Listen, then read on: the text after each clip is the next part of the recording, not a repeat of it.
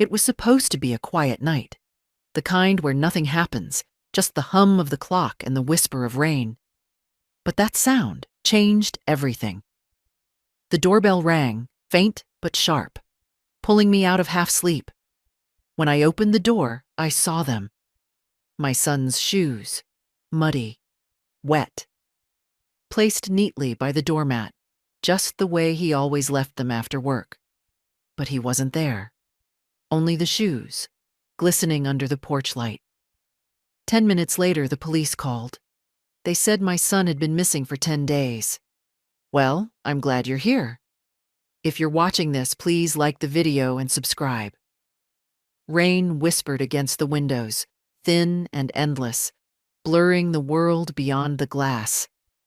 The clock on the wall struck midnight, each chime echoing through the empty rooms like a reminder of how alone I'd been since my son disappeared. I had just poured myself a cup of tea when the sound came. 3 soft knocks, followed by a faint ring of the doorbell. At first I thought I imagined it.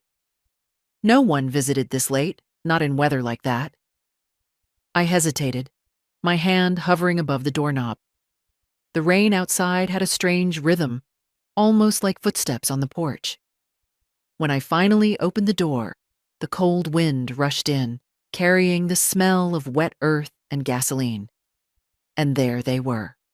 A pair of muddy shoes sat neatly beside the mat, perfectly aligned. My son's shoes. Brown leather, worn at the edges, the laces tied in the same double knot he always used. Water dripped from the soles onto the wooden step, forming tiny dark circles that spread slowly, soaking into the floorboards. My heart froze. For a moment, I just stood there, unable to breathe. I looked into the rain, half expecting to see him standing there, smiling the way he always did when he came home late. But the porch was empty. No figure in the fog, no sound of retreating steps. Only the shoes, sitting in silence like they had walked home without him. I whispered his name into the night, but it disappeared into the rain. The house behind me stayed quiet. Too quiet. The ticking of the clock seemed louder now, mocking my disbelief. I bent down slowly and reached out to touch the shoes. They were damp, still warm, faintly smelling of engine oil, the same scent that clung to his hands after every long day at the garage. It couldn't be possible. 10 days ago, the police told me he'd gone missing. His car had been found near the old bridge, engine running, doors locked, no signs of struggle. They'd called it a disappearance. Maybe he'd run away, they said. Maybe stress, maybe debt, maybe something else. But I knew my boy. He wouldn't vanish. Not without a word. Not without a reason. And now here were his shoes. Freshly worn, rain-soaked. Impossible. A shiver ran through me. I turned my head toward the end of the street. The rain was falling harder now, drowning the world in silver noise. A neighbor's light flickered on across the road, then went dark again. I looked back at the shoes. They were exactly where he used to leave them when he came in late. Toes facing the door, laces tucked neatly inside. I whispered, "Is this some kind of sign?"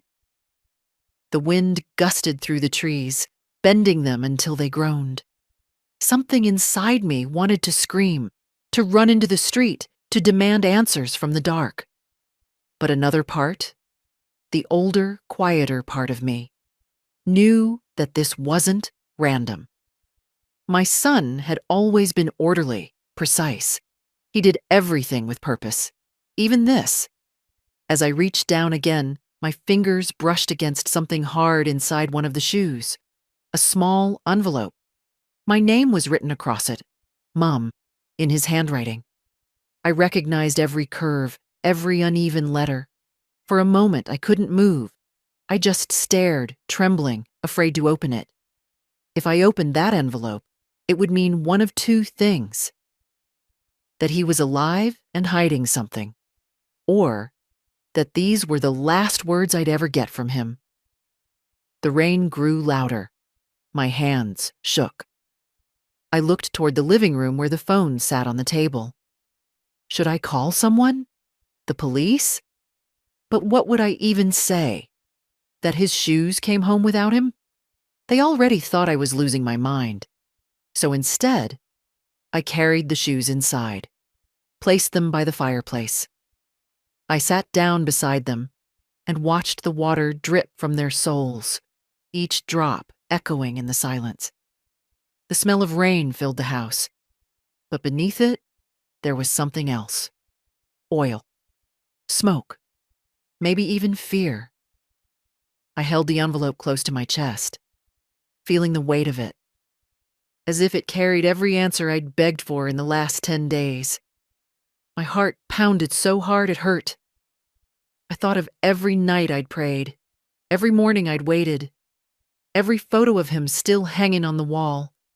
And as I stared at those shoes, his shoes, I realized something chilling.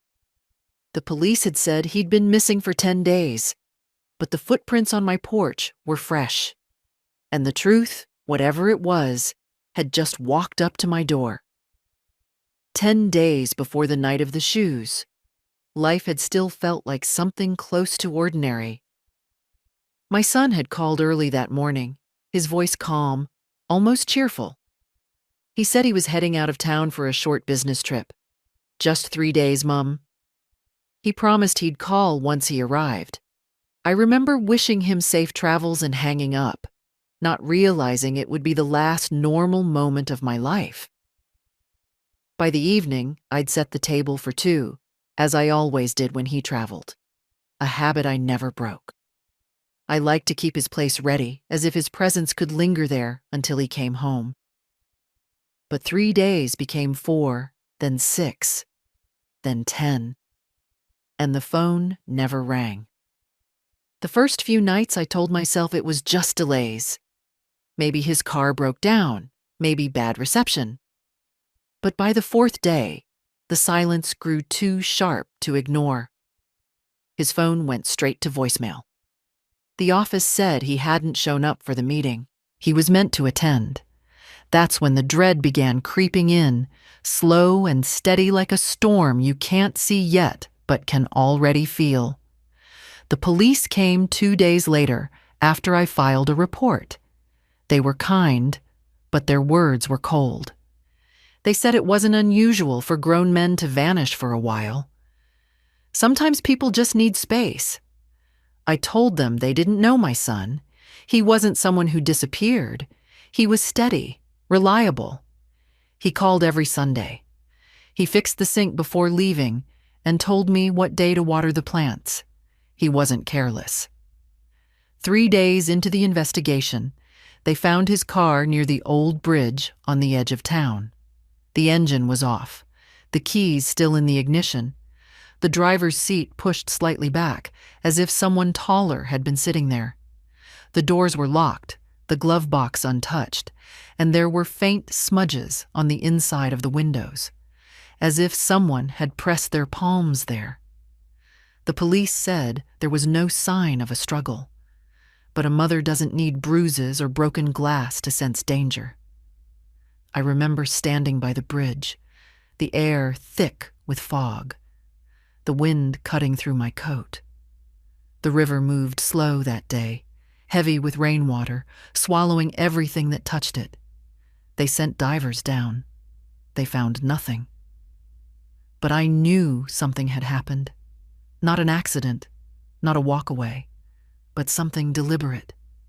His boss came by 2 days after that, a man named Halden. I had met him only twice before.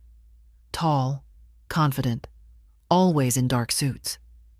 He brought flowers, said he was so sorry, and assured me they were doing everything to find my son. But there was something rehearsed about his tone, something hollow. When I asked if my son had seemed worried before leaving, he smiled and said, "No, not at all. He was just tired." That smile stayed in my mind long after he drove away. By then, the house had started to change. His shoes by the door began collecting dust. His bed stayed made. The fridge still had the leftovers he'd cooked the night before leaving. Every sound, the creak of the stairs, the hum of the heater, reminded me of absence. Nights stretched like endless corridors. People told me to rest, to let the police handle it. But the reports they sent were full of maybe and possibly never answers. Friends stopped visiting after the first week. Sympathy has an expiry date. Suspicion lasts longer. Some whispered that maybe he'd run off, that maybe he wasn't who I thought he was. But I knew better. I knew the boy who used to fix my light bulbs, who stayed up talking with me when storms scared me, who never left without saying goodbye. I started keeping the porch light on every night. Old habit, they said. Foolish hope, they called it. Maybe it was. But that light was the only promise I had left. A beacon for a son who'd lost his way home. And then came that night. The rain, the footsteps, the doorbell. When I saw those shoes, wet and real, sitting where they'd always been, I knew something had shifted. The police might have declared him missing. The neighbors might have pitied me.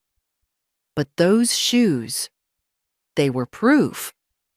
Proof that he'd come back, or that someone wanted me to think he had. A mother's denial can be stronger than any evidence, and that denial became my compass. Because somewhere between hope and fear, I knew if those shoes found their way home, then so could the truth. The house was silent, except for the faint ticking of the kitchen clock. That small, steady rhythm that feels louder when you're afraid. I sat in the chair by the fireplace, my eyes locked on the shoes. The rain outside had slowed to a drizzle, but the world inside me was still storming. They weren't just shoes anymore. They were a question, one I didn't know how to answer. I told myself to breathe, to be logical. Maybe someone played a cruel prank. Maybe the police brought them by mistake. Maybe. The word kept echoing. But none of those explanations could explain the warmth I had felt when I touched them. None could explain the faint smell of oil and smoke, a smell that didn't belong to the past, but to something freshly lived. I reached for the envelope again, still resting on the table. My name, written in his unmistakable hand, stared back at me. He always had this way of pressing too hard with his pen, making the paper dent slightly. That indentation was there now, proof of him, of his touch. I traced it with my finger, afraid to open it, afraid not to. When I finally slipped my thumb under the seal, I noticed something strange. The paper was dry, completely untouched by the rain. Whoever had left it there must have done so just before I opened the door. My son's handwriting trembled across the page. 5 short lines, written as if in a hurry. Words that made my stomach twist. Mom, if something happens, don't trust the call from Mr. Halden. Go to the shed. The key's under Dad's toolbox. My breath caught. Halden. The name alone made my blood run cold. That was his boss. The man who came after the disappearance, all polite smiles and empty promises. The one who said, "He must have been overwhelmed, Mrs. Reed." The one whose eyes darted away when I asked too many questions. I read the note again and again, each word pressing deeper into my chest. My son had written this for me. Not as a goodbye, but as a warning. That meant he'd known something. Something dangerous. Something close. I looked at the shoes again. The mud wasn't just rainwater. It was darker, thicker, like soil from the forest near the old bridge, the same place they'd found his car. I grabbed a tissue and dabbed at the sole, smearing dirt onto my fingers. It smelled of moss, metal, and oil. Then came the sound. A faint creak from outside. The front gate moving in the wind. Or maybe not the wind. My heart skipped. I turned off the lamp and stood still, listening. Another sound, the soft clang of metal, maybe a can rolling down the path. I moved to the window slowly, pulling the curtain back just enough to see through. Nothing. Only darkness. Only rain. But the feeling didn't leave. The feeling that someone had been there moments before, close enough to touch the doorknob, close enough to leave those shoes. I backed away and sat again. I could feel the old fear crawling up my throat. The kind of fear that doesn't scream, just whispers something isn't right.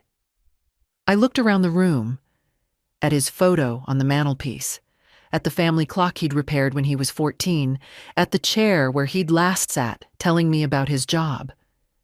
And it hit me. Every part of this house was still his. His scent, his order, his warmth. But now there was something else layered beneath it. Something invasive, foreign. I thought of the police report. They said there were no fingerprints on the car but his. No sign of anyone else. They said maybe he'd left on purpose. But the note in my hand said otherwise. It said, Danger had a name. Halden. The longer I sat there, the louder the house seemed to breathe. The groan of the floorboards, the whistle through the chimney, the tap of rain on glass. Everything felt alive, alert, watching. I folded the note carefully and placed it back inside the envelope. Whatever this was, whatever it meant, I wasn't letting it go. Before heading upstairs, I took one last look at the shoes by the fire. The laces had started to dry and curl. They looked almost peaceful now. But I couldn't shake the thought that they had been walked here by someone other than my son.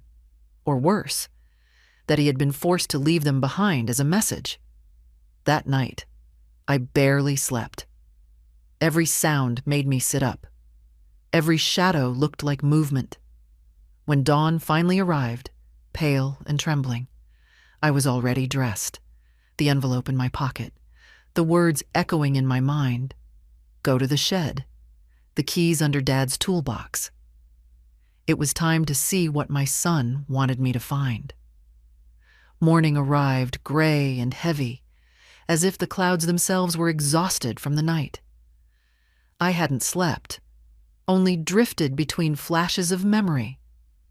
His voice, his laughter, the sound of his car pulling into the drive that last time. The note still lay on the table, its edges curled from where I had held it too tightly. I made myself a cup of tea, though I didn't drink it. My hands were steady now, almost too steady, like the calm that comes after you've decided something you can't undo. The words from that letter played on repeat inside my mind. Don't trust the call from Mr. Halden. Go to the shed. The keys under Dad's toolbox. There were no pleasantries, no goodbyes, just pure instruction. Urgent, deliberate, final. It wasn't a son writing to his mother for comfort. It was a man leaving behind a warning, a map of danger disguised as ordinary words. I looked at the envelope again. The paper was ordinary, but the weight it carried was not. It wasn't just a note. It was evidence that my son knew something big enough to make him disappear. The name Halden felt poisonous now. It clung to my tongue like ash. Every memory I had of him, the sympathetic visits, the phone calls asking if I was coping, the bouquet he left on the doorstep, twisted into something darker. His concern had always felt rehearsed. Now I understood why. I walked over to the window. The rain had stopped. The sky was pale, washed out, the kind of morning where the world feels fragile. The shed sat at the back of the garden, half hidden behind the old oak tree. My husband had built it decades ago, a small wooden thing that still smelled of sawdust and oil. It hadn't been opened in months. I slipped on my coat and stepped outside. The air was sharp and cold. Each step toward the shed felt heavier, as if the ground itself didn't want me to go there. The grass was slick beneath my boots, the wind whispering through the trees. When I reached the shed door, my fingers hesitated on the handle. I half expected it to be locked, but it creaked open easily. Inside, the air was stale, the shelves cluttered with old paint tins, wires, and rusted tools. The smell of metal and dust filled my lungs. I went to the workbench, the one my husband had used for years. His old red toolbox sat beneath it, still dented from the time my son dropped it as a child. I knelt down and pushed it aside. The floorboards beneath were uneven, cracked from age. For a moment, I saw nothing. Then I noticed it, a glint of metal catching the faint light. A small silver key taped to the underside of the bench. My heart stuttered. It was real. He hadn't just written words. He had left something for me to find. I pulled the key free, turning it in my hand. It wasn't for a door I recognized. Attached to it was a small tag with 3 letters etched faintly into the metal. U-47. I didn't understand it yet, but I knew it mattered. My son had always been meticulous with detail. If he wrote it, it had meaning. Beside the key, taped to the wood, was another small object, a USB drive. I stared at it, breath catching. A single piece of black plastic, but it felt heavier than stone. I peeled it free and stood, clutching both like treasure. As I turned to leave, something in me shifted. The fear that had lived inside me since his disappearance began to dissolve, replaced by something else. Not relief, not peace, but purpose. For the first time in 10 days, I wasn't lost. Back inside the house, I placed the key and USB on the table. The light from the window caught on the metal, reflecting onto the wall, a small flicker of gold that looked like a heartbeat. I took a deep breath and plugged the USB into my old laptop. The screen blinked, loading slowly. A single folder appeared. No name, just a timestamp. Day 1. I clicked it open.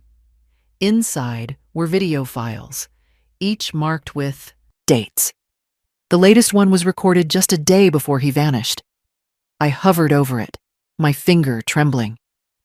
I was terrified of what I might see, but more terrified of never knowing. And as the video began to play, I saw him, my son, alive, sitting in an office, the shadows deep around his face. His eyes were tired but clear. He looked straight into the camera, straight into me. He began to speak. His voice was soft, but every word carried weight. And that's when I realized my son hadn't left me behind. He had left me a trail, a message buried beneath fear and silence, a path back to the truth. The air outside felt heavier that morning, like the world itself was holding its breath.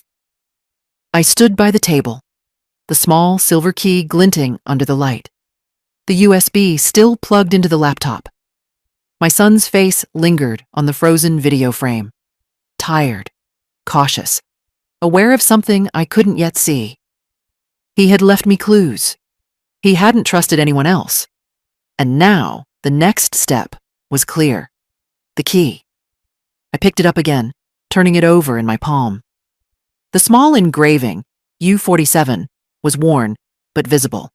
It wasn't a door key, nor did it look like one for a house or car. It was smaller, more precise, like the kind used for lockers or storage units. My husband had used a similar one years ago when he stored old business files. That memory hit me like lightning. the storage facility. My husband and son had both used it once, a quiet place on the outskirts of town where they kept tools, boxes, and papers, too old for the house but too important to throw away. I didn't know what I was walking into, but I knew I had to go.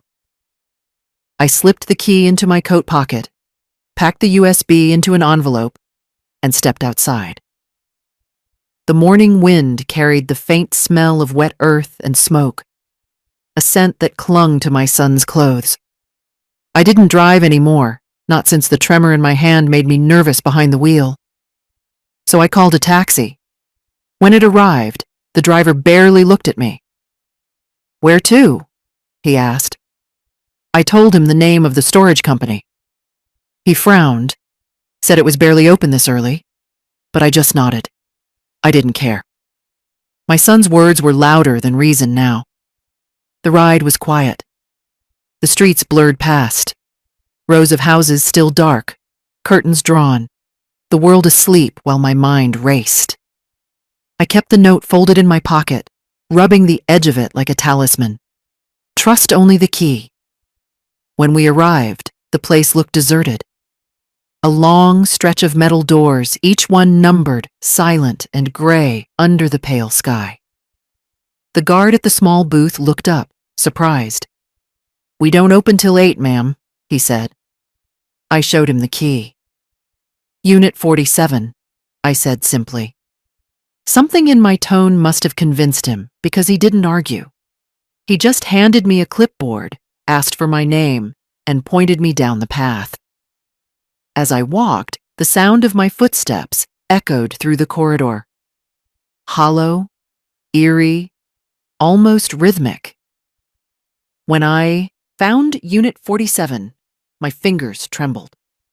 The padlock was old, scratched, but when I slid the key in, it turned easily, too easily, as if it had been waiting. The door rolled up with a groan.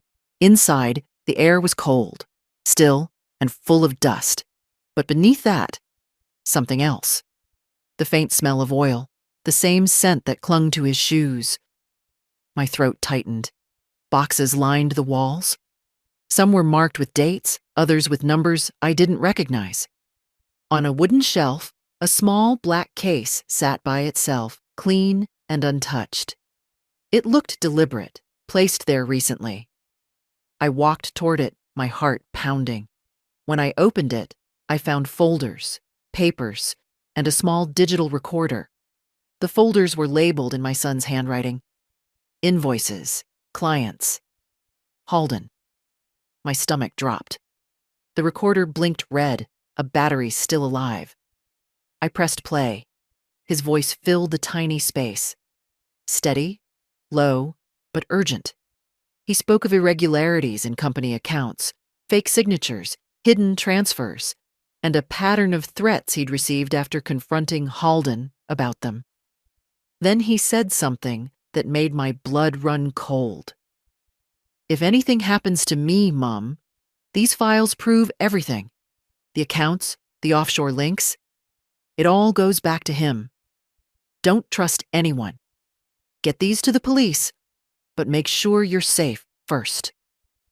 His voice cracked slightly near the end, but there was no fear, only determination. I stood there for what felt like hours, the recorder silent again, the world spinning too fast. My son hadn't just vanished. He had been hunted. He had left me not a goodbye, but a mission. When I finally stepped outside, the clouds had started to clear, and sunlight broke through. Pale, trembling light that landed right on my hands. I clutched the case close to my chest. The driver waited by the gate, watching me. "Find what you were looking for?" he asked. I nodded. More than I expected. As the taxi pulled away, I looked back one last time. The metal door of Unit 47 glimmered under the morning sun, the number etched in steel like a memory. Whatever fear I had before was gone now, because my son hadn't left me a mystery. He had left me a weapon. When I returned home from the storage unit, I felt a weight pressing on my chest. Not fear anymore, but a slow, building certainty. The kind of certainty that comes when the fog finally starts to clear, and you see what's been hiding behind it. The case from Unit 47 sat on my table, the recorder still in my hand. My son's voice still echoed in my mind. The first time I had listened, I was frozen, half in disbelief, half in heartbreak. Now I needed to hear it again, properly, with a pen and paper beside me. I pressed play. His voice filled the room, soft but deliberate. He was in an office, his tie loosened, the blinds drawn behind him. The background hummed with the sound of a computer fan. His tone was calm. Too calm. That kind of control you only have when you're scared but don't want to show it. He spoke about Halden, his boss, the man who ran the company with a smile for the papers and a knife for the people beneath him. My son said he had stumbled upon a series of invoices marked as maintenance, but the figures didn't match. Each payment went to a fake vendor, a shell company registered under Halden's wife's maiden name. He paused in the recording, then added that when he confronted Halden privately, the man didn't deny it. Instead, he told my son to stop asking questions, that he'd ruined things he didn't understand. My son's voice cracked for the first time when he said that. "Mom, I thought I could fix it quietly," he whispered in the recording, "but people are watching. If anything happens, these files will explain everything." I stopped the recorder for a moment, staring at nothing. My son had been alone in that room, talking to a machine because there was no one else he could trust. Even me. The thought tore at me, but I understood it now. He wasn't hiding from me. He was protecting me. I pressed play again. He detailed how the fraud ran deep, not just in one company, but across several linked businesses. He mentioned other names, people I didn't know but whose signatures appeared in the files. He talked about threats, calls at odd hours, cars parked outside his flat, people following him when he walked home. He had gone to the police once, but nothing happened. "They said it was a misunderstanding," he said bitterly. Then, near the end of the recording, his face leaned closer to the camera. His eyes looked tired, but there was something fierce beneath them. "Mom, if you ever see this, I didn't run. I didn't give up. But if I vanish, it's because I found what they were hiding. You'll know what to do." The screen froze there. His face caught mid-breath. I sat in silence for a long time, staring at his eyes through the flickering light of the laptop. It was strange how grief could shift shape. At first, it had been soft and hollow, the kind that left you numb. Now it was sharp, alive, pushing me forward. I opened the folders next. Each was filled with documents, scanned receipts, bank statements, transaction records, and screenshots of emails between Halden and his contacts. It was all there. The lies, the theft, the corruption. Proof built line by line. My son had done the work of an entire investigation alone. And now, all of it was mine. As I sorted through the papers, I noticed something else. A list of dates scribbled in pencil. They matched the nights when I had called him and he hadn't answered. He had been recording those times, tracking the people following him. Every blank call, every sudden disconnection was part of the pattern. I realized how close he had come to finishing it, how close he had been to blowing everything open before he disappeared. The anger came quietly, like a slow tide. I wasn't angry at fate anymore. I was angry at the people who thought they could erase him the way they erased honesty from their ledgers. I stood up, opened the curtains, and let the sunlight in. The light fell directly on the papers spread across the table. Pages that had once been evidence of fear now looked like proof of courage. He hadn't vanished into nothing. He had left a trail, and I was going to follow it to the very end. That night, I didn't sleep again, but this time, it wasn't grief keeping me awake. It was clarity. Because I understood something now. The truth doesn't always hide in darkness. Sometimes it's left in plain sight, sealed inside a box, waiting for the right hands to open it. And those hands were mine. Morning light crept through the curtains like an uninvited guest, revealing the papers scattered across my table. Every page, every printed email, every handwritten note my son left behind. They all pointed to one name: Halden. The man who smiled at me at my husband's funeral. The man who sent fruit baskets when my son went missing. The man who probably thought an old widow wouldn't look twice at numbers or contracts. He underestimated the wrong woman. I made myself a cup of coffee, black and bitter. My hands didn't shake anymore. Fear had burned itself out. What replaced it was colder. Focus. I wasn't a grieving mother now. I was an investigator. I opened my notebook and started listing everything I had. The USB recordings of my son's confessions. The folders from Unit 47 marked invoices, Halden, clients. The letter he left inside his shoes. The bank account logs showing transfers to shell companies. Each piece was a thread. And I was going to weave them into a net strong enough to trap the man who destroyed my child. I began with the numbers.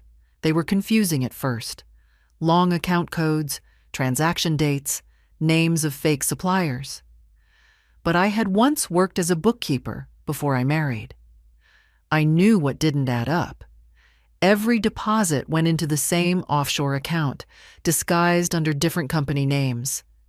My son had been right. It was theft, systematic and deliberate. Halden had been moving money for years, and my son had uncovered the pattern. That discovery had cost him everything.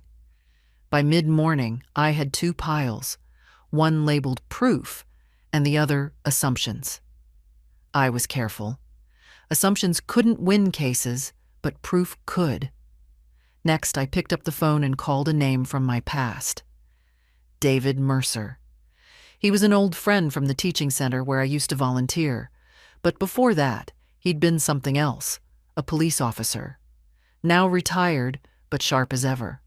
When he answered, I didn't waste time. David, I found something. It's about my son. There was silence on the other end.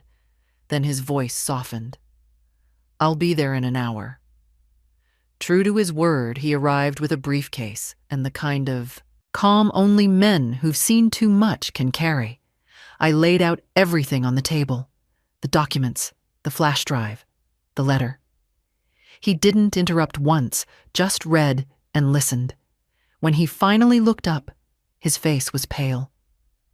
You realize what this is, don't you? He said quietly. This isn't just embezzlement. This could involve government contracts. I nodded. Then it's bigger than I thought. He helped me organize everything into evidence files, labeling each folder, preparing copies. You'll need to go to the precinct directly, he said. Not the lower offices. Go to the chief. You have enough here to open an investigation, but it has to go above the local level. Halden's reach is wide. I thanked him, then packed everything into a clean box. For the first time since my son disappeared, I felt something close to control. At the station, the young officers at the desk looked confused when I walked in. An elderly woman clutching a cardboard box full of papers. They tried to direct me to missing persons, but I refused. This isn't about the missing, I said. It's about the guilty. Eventually, I was led to the chief's office. He skimmed through the documents, his expression changing with every page. When he reached the recording transcript, he looked up sharply. "Where did you get this?" "From my son," I replied. "He left it before he vanished. You didn't listen before. You'll listen now." And for once, they did. They assigned a special unit to verify the evidence. By evening, officers were already heading toward Halden's office with warrants. The calm mask he wore for years would finally break. When I returned home that night, I sat in the dark, watching the clock. The same house that had felt like a prison for days now felt like command central. The phone rang once, twice. Then a voice I didn't recognize said, "Ma'am, thank you for coming forward. We're acting on it immediately." I hung up without replying. Gratitude wasn't what I wanted. Justice was.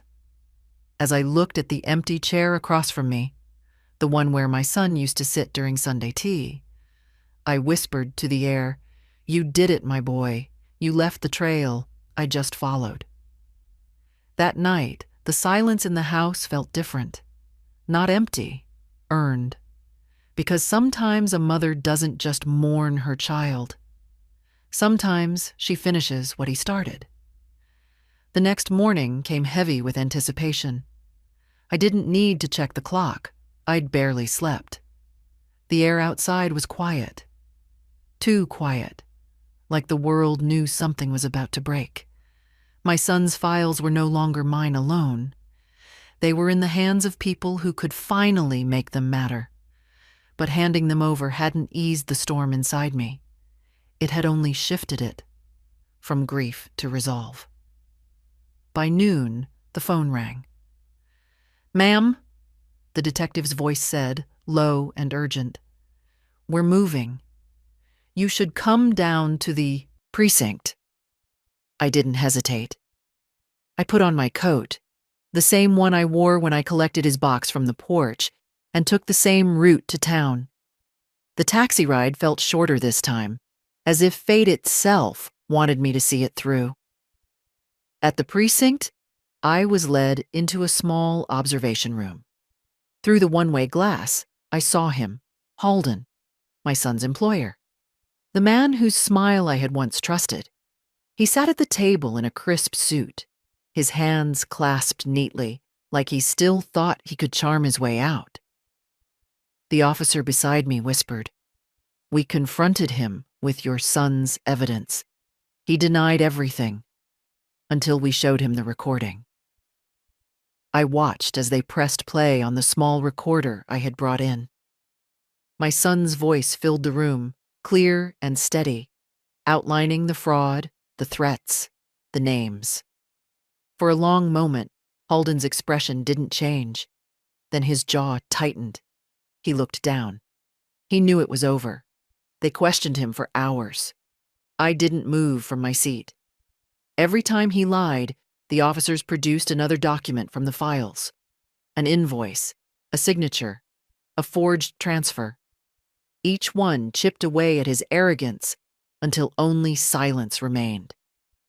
When the session ended, the detective turned to me. "We're charging him with fraud, conspiracy, and obstruction. He'll face trial." It should have felt like victory. But victory doesn't always feel like joy. It felt like release. A deep exhale after months of holding my breath. That evening, the news broke. "Corporate executive arrested in financial scandal, linked to missing employee," the headline read. They didn't name my son, but they didn't need to. I knew whose courage had built that headline.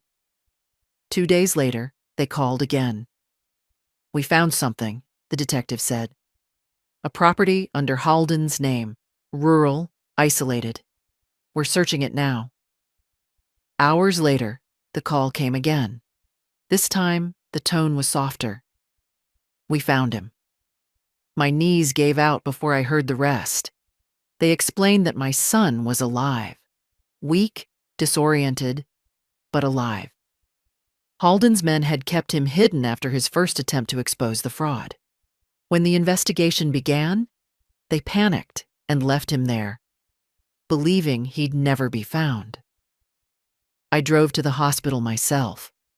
When I walked into the room, the world stilled. He was thinner, pale, with dark circles under his eyes, but his smile was the same. "Mom," he whispered. I took his hand, rough and trembling, and felt the warmth I'd thought was lost forever. The detective visited later that night to update us. "He'll testify," he said. "Your evidence made this possible. You've done something extraordinary." But I shook my head. "No," I said. "He did. I just listened." In the weeks that followed, everything changed. Halden's empire collapsed. Investigators uncovered networks of corruption reaching far beyond one company. My son's name appeared in articles, not as a victim, but as a whistleblower. And me? I stayed quiet. I didn't give interviews. I didn't seek attention. I spent my days beside my son's hospital bed, bringing him soup, reading aloud, reminding him that his story didn't end in darkness. One afternoon, as he rested, I walked outside to the hospital garden. The sunlight felt warmer than it had in months. I closed my eyes, breathing deeply. For the first time, peace didn't feel like forgetting. It felt like justice done right. Not loud, not cruel, just complete. My son had trusted me with the truth, and I had carried it like a torch through the dark. Now, as I stood in the light again, I realized something. Sometimes a mother's revenge isn't destruction. It's exposure. It's making sure that what was hidden, finally, has to be seen. The days after the trial felt like waking from a long, dark storm. The world was still the same streets, the same air, the same sounds of birds and traffic. But everything inside me had changed. I wasn't just a mother mourning anymore. I was a mother who had fought, endured, and won. The papers called it a scandal.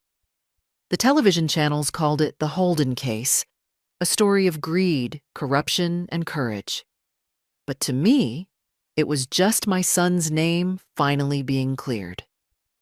The headlines never mentioned me, and that was fine. I didn't need my name printed. I had my piece printed across every courtroom page, every signature, every piece of evidence that told the truth. My son stayed in the hospital for several weeks. He was healing slowly, both in body and mind. The nurses adored him. Gentle, polite, grateful for every small kindness. Sometimes I would sit by his bed, peeling an apple or reading a book aloud. Other times, we'd just sit in silence, hands folded, the unspoken words resting between us like a fragile truce with the past. One morning, when the nurse wheeled in breakfast, I saw a small smile return to his face. "Mom," he said softly, "I never thought I'd see sunlight again." I smiled back, though my throat tightened. "Then don't waste it," I whispered. When the day finally came for him to be discharged, he insisted on walking out on his own. No wheelchair, no help. His steps were slow but steady. I followed a few paces behind, watching him move toward the doors. Toward freedom. The same doors I'd walked through months ago, carrying grief and suspicion, now opened to a new life for both of us. Outside, the wind carried the scent of rain and earth. I breathed it in deeply. The air felt different when justice had been done. After he recovered, we decided to sell the old house. It was too full of ghosts, not just of my husband's lies, but of the nights I spent waiting for a son the world had already given up on. We found a small cottage near the coast, quiet and peaceful. It had white curtains, a garden, and a window that faced the sunrise. The first morning there, I stood by that window, a cup of tea in my hands. My son was asleep in the next room, breathing softly. For the first time in years, the sound of his rest didn't carry guilt or fear. It carried safety. I unpacked slowly over the next few days. Among the boxes, I found the old cardboard package, the one that had arrived at my door at 3 a.m., the one that started everything. I opened it again, touching the key, the letter, the flash drive. My hands didn't shake anymore. These weren't symbols of loss now. They were proof of survival. I placed them carefully in a wooden box and locked it. On the lid, I carved 3 words with a kitchen knife. He came home. In the weeks that followed, visitors began arriving. Detectives, reporters, even lawyers who had followed the case. They all wanted interviews, quotes, appearances. I refused them all. I didn't want applause. I wanted normal mornings, quiet dinners, laughter that didn't come from a courtroom victory. My son started working again, not in business this time, but for an organization that helped whistleblowers. People like him who tried to tell the truth and paid the price. Watching him rebuild his life gave me more peace than any verdict could. One evening, as we sat watching the sunset, he said, "Mum, you saved me." I smiled faintly. "No," I said. "You saved yourself. I just made sure the world saw it." He looked away, but I saw his eyes glisten in the fading light. After that, we stopped talking about the past. We started planting flowers instead. Daisies, tulips, and small white roses in the garden. Life doesn't erase pain, it grows around it. Now every morning, I water those flowers. And every night, before I go to bed, I look at the sea and whisper a quiet thank you. To the courage that kept him alive, to the truth that found its way home, and to the love that refused to fade. Because sometimes, the people we think we've lost forever don't return through doors or miracles. They return through justice, through patience, through the faith that refuses to die. And when they do, you realize that hope, real hope, doesn't knock once. It waits. It fights. And then, when the world least expects it, it comes home. The sea was calm that evening, a soft shade of silver under the setting sun. I sat on the porch with a blanket over my legs, watching the waves rise and fall like quiet breathing. The house was still. My son had gone to town for groceries, and the only sound left was the hum of the wind brushing through the grass. Peace had finally become something I could recognize.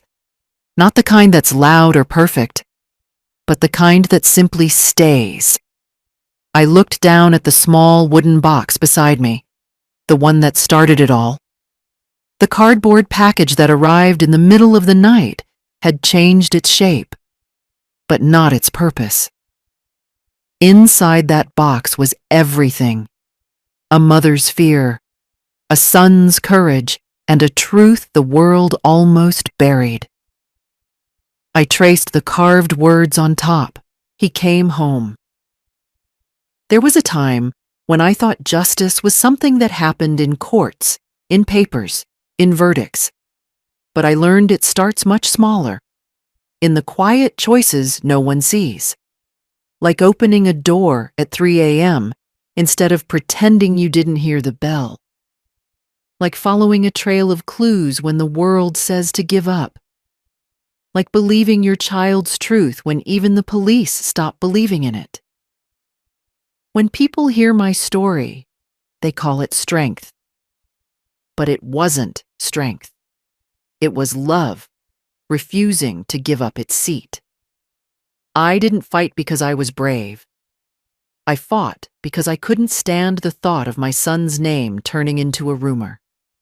As the waves rolled closer, I thought about the night I first found those muddy shoes on the porch.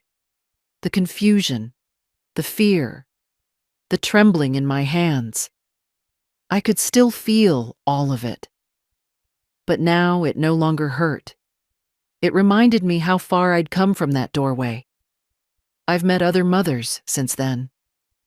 Women who lost their children to lies, systems, or silence. They all said the same thing. We just want to know the truth. And that's what this world sometimes forgets. People can live without wealth, without comfort, even without hope, but not without the truth. When I handed the files to the police, I thought it was the end of my story. But I was wrong. It was only the beginning of his second chance, and my rebirth as something I never knew I could be. A voice that didn't need to shout to be heard. Now, when I see my son smile, I don't think about the darkness he went through. I think about the courage it took for him to leave a trail for me to follow. He trusted me, even when he thought he might never see me again. And that trust is what pulled him back into the light. The world is quick to dismiss mothers like me. We're seen as fragile, emotional, better suited for tears than trials. But I learned that no investigator works harder than a mother who's been lied to. No one keeps records better than a woman who's been dismissed. And no one fights cleaner than a heart that only wants the truth. I still visit the shoreline every evening. Sometimes my son joins me. Sometimes I sit alone, watching the horizon fade into gold. And every night I whisper the same words to the wind. Thank you for bringing him back. Not perfect, not whole, but alive. People ask me if I've forgiven Halden. The answer doesn't matter. Forgiveness is for those who seek peace. I already have mine. The law took care of him. Time took care of the rest. What remains is what always mattered most. The bond between a mother and her child. As the last light of day slid behind the water, I picked up the box one final time. The sea breeze brushed against my face, gentle and cool. And then I looked at the camera, at you, and said the only thing left to say. They said my son was gone. They said to stop hoping. But I listened to something louder than fear. A mother's instinct doesn't need proof. It is the proof. So tell me, if the world told you to stop searching for someone you love, would you turn away or open the door when the night knocked? The wind answered for me, soft, steady, and endless. And I smiled, because the truth, once found, never really leaves.